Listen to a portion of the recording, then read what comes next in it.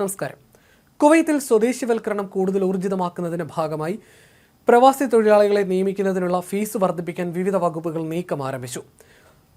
സ്വദേശികൾക്ക് അനുയോജ്യമായ തസ്തികകളിൽ പ്രവാസികളെ നിയമിക്കുന്ന കമ്പനികൾക്ക് ഉയർന്ന ഫീസ് ഈടാക്കാനാണ് തീരുമാനം. സാമ്പത്തിക വൈവിധ്യവൽക്കരണം, പൊതുമേഖലയെ ആശ്രയിക്കുന്നത് കുറയ്ക്കുക, സ്വദേശി യുവതീ-യുവാക്കൾക്ക് തൊഴിലവസരങ്ങൾ വർദ്ധിപ്പിക്കുക തുടങ്ങിയ ലക്ഷ്യങ്ങളോടെയാണ് ഈ നടപടികൾ. കുവൈത്തിന്റെ സമഗ്ര വികസന ലക്ഷ്യമായ വിഷൻ 2035 കൂടുതൽ വിപുലീകരിക്കുന്നതിന്റെ ഭാഗമായിട്ടാണ് നീക്കങ്ങൾ നടപ്പിലാക്കുന്നത്. പുതിയ നിയമനിർമ്മാണങ്ങൾ, പ്രത്യേക പരിശീലന പരിപാടികൾ, വിദേശ തൊഴിലാളികളെ നിയമിക്കുന്നതിലെ ഫീസ് വർധനവ് എന്നിവ ഇതിന്റെ ഭാഗമായിരിക്കും.